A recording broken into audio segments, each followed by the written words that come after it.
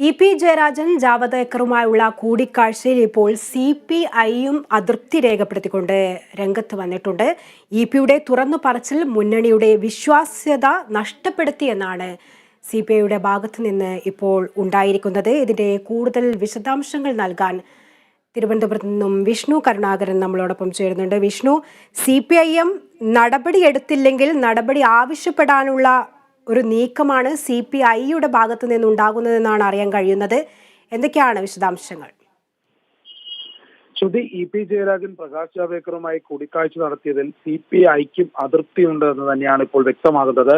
വിവാദം CPMന്റെ ആഭ്യന്തര പ്രശ്നമല്ലെന്നും ഇടതുമുന്നണി കൺവീനർ കൂടിയായതിനാൽ ഇ.പിയുടെ പ്രശ്നം ഗൗരവമുള്ളതാണെന്നും CPI നേതാക്കൾ വ്യക്തമാകുന്നുണ്ട്. ഈ കൂടിക്കാഴ്ച ഒഴിവാക്കേണ്ടതായിരുന്നുവെന്നാണ് CPIയുടെ അഭിപ്രായം. വിശ്വാസ്യത നഷ്ടപ്പെട്ടു എന്നാണ് ഇപ്പോൾ പാർട്ടി വൃത്തങ്ങൾ വ്യക്തമാക്കുന്നത്. അതോടൊപ്പം ഇ.പി ഇടതുമുന്നണി കൺവീനറായി തുടരുന്നതിൽ CPIക്ക് താല്പര്യമില്ലെന്നും സൂചനയുണ്ട്.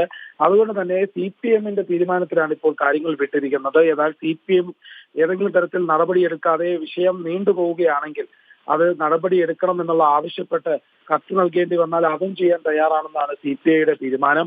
ഏതായാലും വിഷയത്തിൽ CPIക്ക് കടുത്ത അതൃപ്തിയാണുള്ളതെന്നാണ് വ്യക്തമാകുന്നത്. ഈ വിഷയം BJPയുമായുള്ള ഈ ബന്ധം, അല്ലെങ്കിൽ അത് ആണെങ്കിൽ പോലും ഈ ആരോപണം അത് ഒരു ഇടത് മുന്നണി കൺവീനർക്കെതിരെ ആയതുകൊണ്ട് CPI ഇതിന് കാര്യമായി നേരിടും എന്ന് തന്നെയാണ് ഇപ്പോൾ വ്യക്തമാകുന്നത്. ശ്രുതി, വിഷ്ണു, ഈ ഇ.പിക്കെതിരെ നിരന്തരം ഇങ്ങനെ അതൃപ്തിയും പ്രതികരണങ്ങളൊക്കെ വരുന്നൊരു സാഹചര്യത്തിൽ പാർട്ടി ഇ.പിയെ മാറ്റി നിർത്തിക്കൊണ്ടുള്ള ഒരു നടപടിയിലേക്ക് നീങ്ങാനുള്ള സാധ്യതയുണ്ടോ? ആ സാധ്യത തീർച്ചയായിട്ടും കാണുന്നുണ്ട്. നാളെ നടക്കുന്ന സംസ്ഥാന സെക്രട്ടേറിയറ്റിൽ തന്നെയായിരിക്കും അക്കാര്യത്തിൽ തീരുമാനമെടുക്കുക.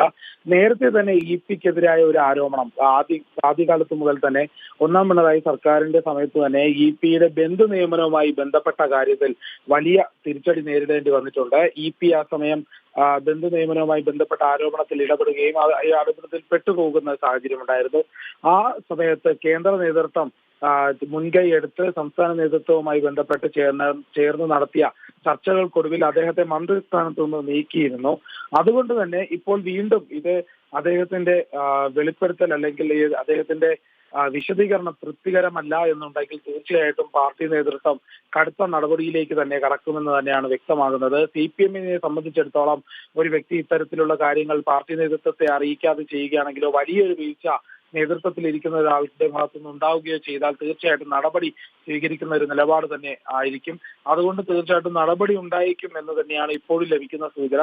നാളെ ചേരുന്ന സംസ്ഥാന സെക്രട്ടേറിയറ്റിന് ശേഷമായിരിക്കും ഇക്കാര്യത്തിൽ ഒരു വ്യക്തത വരുന്നത്.